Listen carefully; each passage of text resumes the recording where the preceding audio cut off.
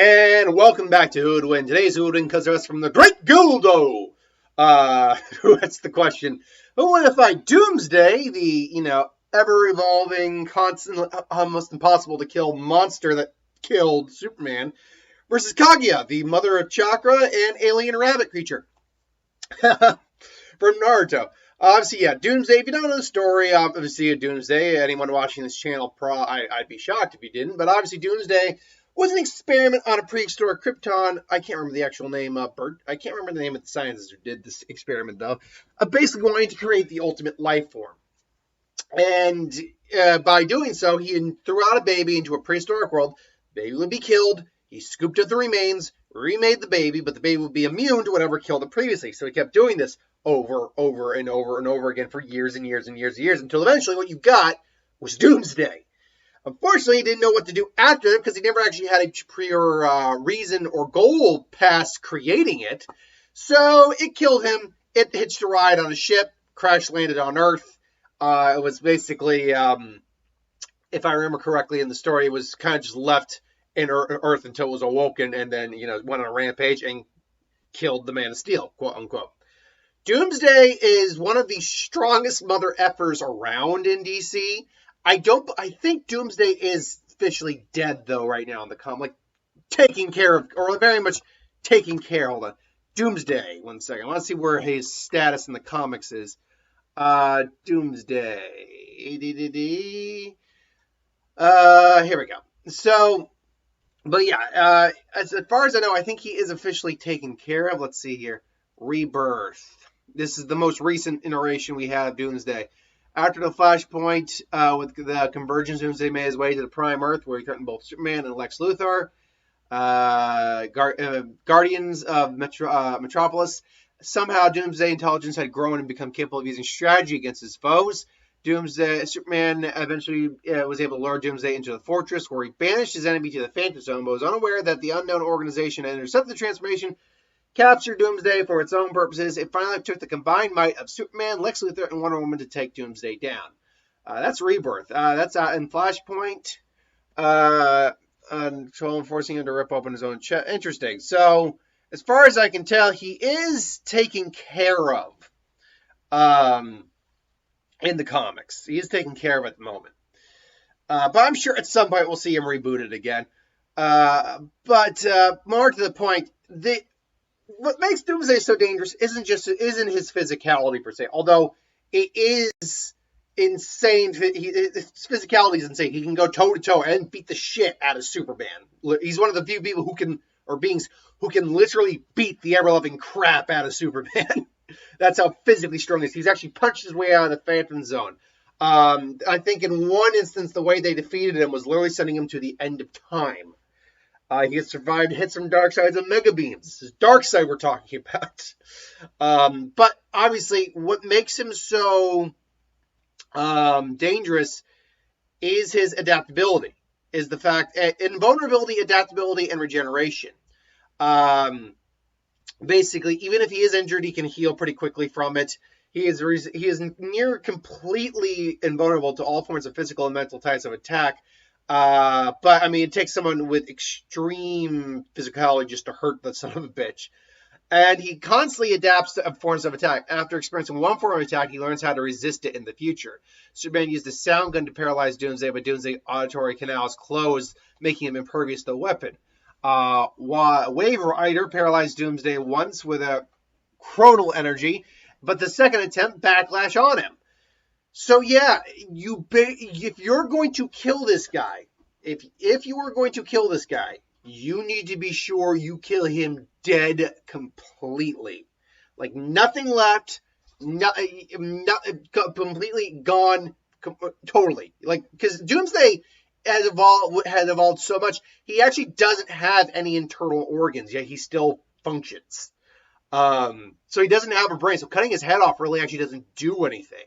Like trying to take his heart out, again, doesn't really do anything. So Doomsday is a tough son of a bitch. Not impossible to defeat, but extremely difficult to handle. And it's not going to play a factor in this fight. One thing I came to realization is, and this is in my Apocalypse versus Darkseid video, is the idea that the puppy need to go outside? Want to go outside and make peepees and poopies? Or go bark at someone? I don't care. Um, but one of the things that I realized that if you could rewrite, because all of his abilities are wrapped up in his DNA. So if you are able to rewrite his DNA, you would, and you're such a good puppy. She wants to get on the couch because she saw my notebook was there. I was like, there's something there. I don't want to sit on it. Oh, you're a good baby. If you could rewrite his DNA, you could fundamentally depower, or not depower him in the sense of like getting rid of all of the strength that he already has, but get rid of all of the ability to adapt and recover and get stronger. But unfortunately, that can't happen here. So yeah, moving on. Kaguya, as I said, Otsutsuki's are the name of her people. She was actually a rogue Otsutsuki running away from her people, found her way to Earth, fell in love with a man, gave birth to two wonderful children, Indra and Astra, and then decided to, and I can't remember in what order actually it was. I take it back. She ate the fruit first, the chakra fruit, gained chakra, then got her lover, or had the lover, and then, had two kids. They also inherited chakra. And then and then she went rogue, wanting to take over the world and just, and then, just enslave humanity because she just felt they weren't worthy of it, and her two kids had to put her down. Eventually, she would come back into the fray. Kaguya is extremely powerful. No doubt, she's extremely powerful. By the way, I still say Ewok beats her ass because she's not able to create universes. I think people misinterpret what they see in Naruto. She's not creating universes. She's moving between universes. Now, granted, she probably already knew about these universes. Kaguya. She probably knew about these universes prior. That's why she's going between them. But she cannot create universes. And I'm going to get her stats up here real quick, her abilities up here, just so I know I'm not talking out my ass either. Let's see here. Her abilities. There we go. Chakra pass. So she has immense chakra pass. She is basically the mother of chakra and the mother of ninjutsu. So she was very well. I hate ads. I really do. South Parker's right. They're trying to take us over. Though she was active well before the dawn of shinobi and thus ninjutsu as Otsutsuki, she is capable of casting various jutsu for which she needs not to weave signs. She has the absolute mastery of chakra, which means she has all the nature releases and yin-yang release. She can make use of her extremely long hair as a makeshift weapon, capturing and tossing foes around in the battlefield. And she has a technique that is known, or her Kekemura. She possesses a number of unique abilities, which predate those in the series and are far deadlier in comparison. The 80 God vacuum attack allows her to materialize enormous chakra fists, kind of like what you see actually in Bleach, where Ichibe did that. It can overcome Jinchuriki arms and destroy a complete body. Can destroy a complete body, Susanoo with ease. The technique can also be used defensively. Her long hair can harden and fire countless neos with enough ferocity to pierce Susanoo's absolute defense. Her all-killing Ashbone can harden her bones to launch as a weaponized projectile from her back, for her back or hands. When hitting living targets, the bones causes them to disintegrate and killing them. Her strongest ability is her expansive truth-seeking ball, which formed by accumulating all the chakra from all the people connected to the God Tree, allowing Black Zetsu. According to Black Zetsu, it houses every chakra nature with the power to reshape the world by reducing it to nothing first, essentially serving as a new start of a new dimension. Now, see, that comment when I talked about this goes back to what I was kind of saying earlier about her ability to create or transport to dimensions. See, while that is said by Zetsu, we never actually see it in action. It is implied to be able to hold on one second. I'm going to read that again because I think it's actually very key. According to Zetsu, it has every chakra with the power to reshape the world by reducing it to nothing first, essentially serving as the start of a new dimension. But you have to understand the context of that phrase. It wipes out everything, essentially, and serves an essentially as the start of a new dimension. In essence, what it means actually is that because everything is wiped out, this might as well be the start of a new dimension. Granted, you still have all of outer space, and I highly doubt. See, that's the problem with freaking scaling. And this is one of the reasons I had such an issue. One of the issues I had such an issue with the way they measured out the Aizen versus Madara fight. First off, I do not agree with the outcome of that fight at all. But second off, it's like, no, they're saying, oh yeah, the Soul Society, Waco Mundo, and Earth are three separate dimensions, so planets. Except you can clearly see that's not what a dimension is. A dimension is not a planet. A dimension is a completely separate reality to a different plane of reality. It is a planet, a solar system, a universe. A dimension basically is a universe. So I highly doubt this thing would have actually been universal in level. I highly doubt that. What they most likely what they were going to say was it was going to wipe everything off the planet, because I highly doubt was because we see nothing in Naruto that implies anything close to universal levels of power, and that includes going into Boruto. What I do know of Boruto, there are individuals stronger than Kaguya. He was like one of the big ones, and he's not universal by any stretch of the mean. So, yeah, the dimension feat, I think, gets way overblown. That doesn't mean it's still not a powerful attack. It's just not what people, I think, are making it out to be. She also has the Rin Sharingan on her third eye on her forehead. This grants her Sharingan powers and seeing as the flow of chakra, blah, blah, blah, blah. With her third eye, she can instantly teleport herself and others around to different dimensions while simultaneously erasing the presence of their chakra. Similarly, she can open and travel through rifts in space as means of instant travel.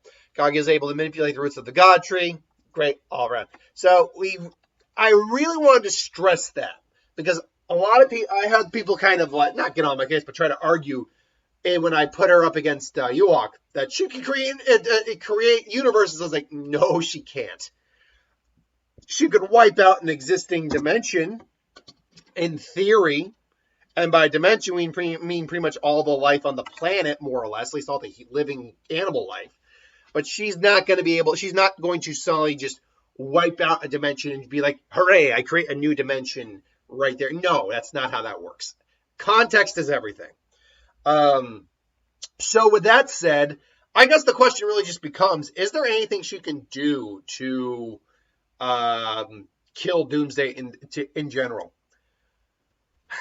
The problem is the only thing she probably has at this point, that assuming it could pierce his flesh, would do anything, is the bone ash, or what was it called again? The all-killing ash bones. This is assuming this could even pierce Doomsday at all, as Doomsday is evolved to the point where he, like I said, he survived hits from the frickin' Omega Beam, which should have erased his ass from existence, but it didn't. And frankly, yeah, if he can survive a hit from that, Kaguya just doesn't have the power to do anything. Now, she could keep him at bay for a while, I think. She still has minimum high planetary levels of power. At minimum, she has high planetary levels of power. But, and she's got more than enough jutsu and stall tactics to definitely keep him on his toes for a little bit, until he just gets pissed off and just decides to wreck her shit. The ultimate question is, if she goes to a different dimension, takes him with him, and then pops out of there, is he going to be able to follow her? Well, we know he's been able to punch his way out of the Phantom Zone before. But the question really just becomes, how do you differentiate the Phantom Zone, which technically is its own dimension, I suppose, but defining dimension is very weird, as he was literally able to punch so strong. Basically, it kind of seems like he punched the boundaries of space is what he did. Punched through that. My guess is that, yes, Doomsday could, but it would take a while for Doomsday to realize that. Because unlike something like the Phantom Zone, all the places Kaguya went and sent them, they really seemed like just different worlds and areas to be at, or be in. So I don't know if Doomsday would just instinctively think, I got to punch the air to get out of here. Eventually, though, I think Doomsday would just, out of just sheer rage, get out of whatever dimension, find Kaguya. Their fight would continue. Kaguya would keep trying again and again. And really, the fight ends one of two ways, where she is, um, where she is constantly trying to keep him in check through different dimensions.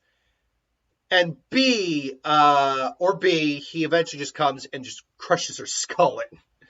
Yeah, this is not going to end well for Kaguya, sadly. Kaguya just does not have the type of power to be going up against something like Doomsday, as Doomsday is a universal. I mean, Doomsday's power is enough to actually threaten the universe, but he can go up against individuals who can, and therefore that puts him on a universal power in many ways. So, yeah, that's my thoughts on this fight. Doomsday kind of just takes it without too much difficulty.